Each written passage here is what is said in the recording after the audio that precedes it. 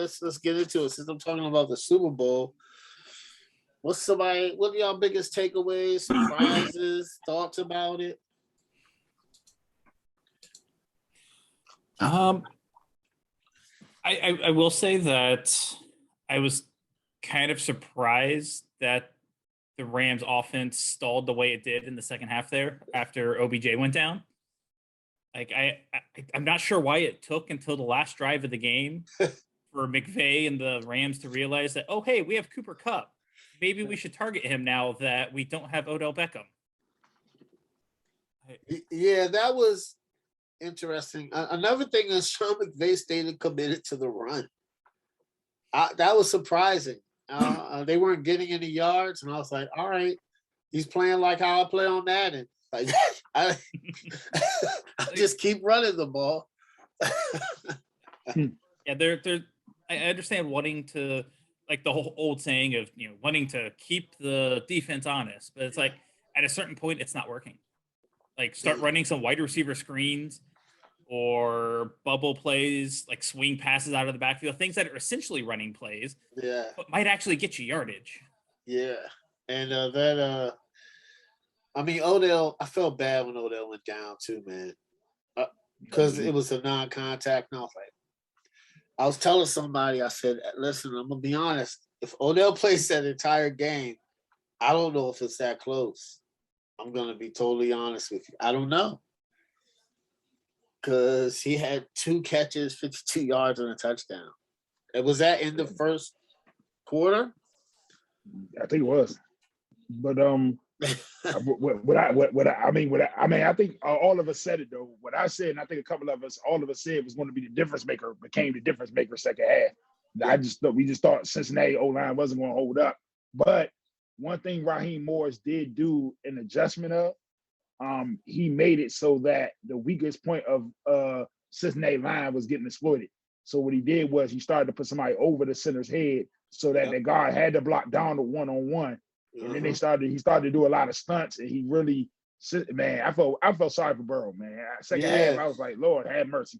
I was like, is he gonna make it through this game? Is he even gonna finish the game? Because they was just tearing him up. I was like, Lord, have mercy. Yeah, that was a big adjustment. Putting Aaron Donald and Von Miller on the same side. Like now you get double both of us. I think they just announced he did have ended that game with a sprain or something, sprained knee or something like that. I think they saying he's not going to have surgery. MCL. He's not going to have surgery though. I don't think. Yeah, I mean, he's tough, so I knew he wasn't coming out. Nah, he wasn't. He wasn't coming out. He's tough. What you think, Craig? I mean, I don't really have any like surprises. Nothing really surprised me about the game. I guess so maybe how close the score was. I think I picked the Rams to win by like 10 or something like that, and they ended up winning by 3. Maybe Odell's was the reason why, or whatever it is. And then on the other side, like for some reason, the Bengals to me they just stopped running the ball as much as they should have. I thought that and especially in the final game, like you have, I get that P. Ryan is like your third down back. Yeah. You had him in there all season long for like third downs or whatever for the most part. But on that 3rd and 1, you wanted Joe in there. I thought they should have had Mixon in the game.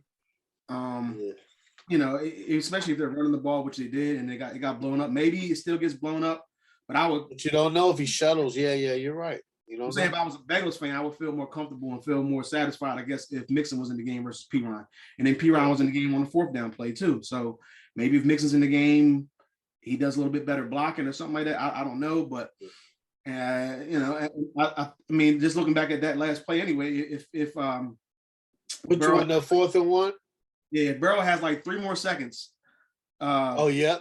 It was done. Jamar Chase has say it.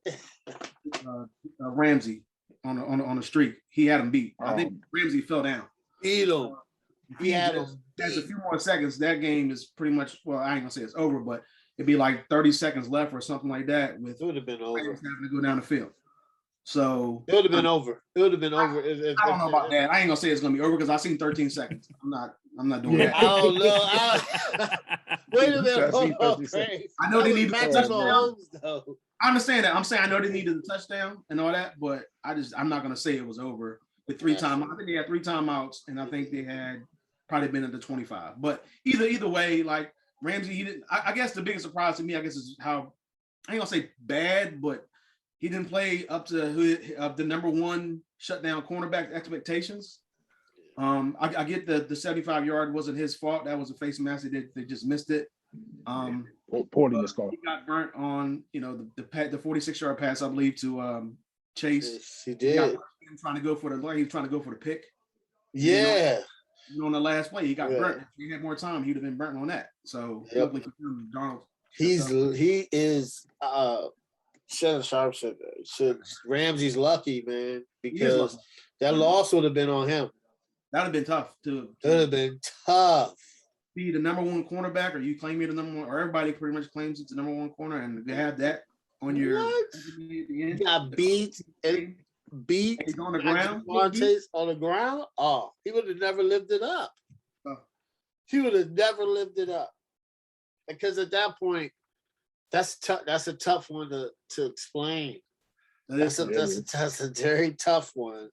I mean, listen, we've seen people come back from. Okay, I don't know if that's a tough mental block to come back from.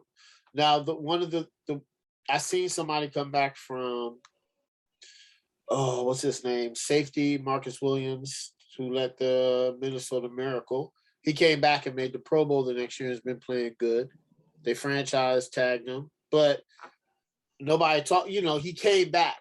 I don't know because if you do it in the Super Bowl, you're not guaranteed to come back. So, it's easier it's not easier to get to a divisional, but you're more likely to make a superb play in the playoffs, or people are going to forget the divisional because Minnesota didn't go win the Super Bowl. But if you make a crazy play in the Super Bowl, everybody's watching. I don't know how. I don't know. I mean, people will be talking about that. He will be going to the Hall of Fame, but people will be like, "Man, remember that time in the Super Bowl?"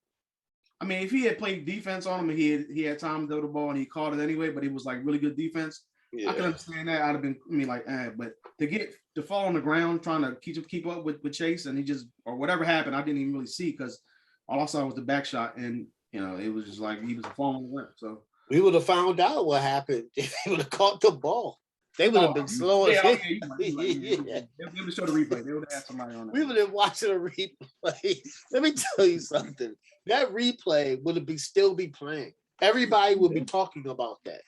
They'd be like, and Jalen Ramsey trips over his own feet. He would have never heard the end of it. He would have heard it every single game for the rest of his career from whoever he was covering. Yes. He would have.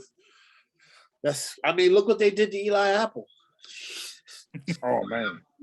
Oh, the NFL had fun there. Yeah. Oh, man. Listen, I've never seen a guy get roasted by so many other players. He was talking a lot of trash. He was talking a lot of. Think about it. Everybody else in the Bengals and the Rams were kind of quiet. Ramsey was quiet. Matthew Stafford was quiet. Joe Burrow was chilling. Jamar Chase was quiet. Everybody was. Joe Mixon's like, yeah, Eli Apple. Yeah, man. I could check Odell. What he calm down here.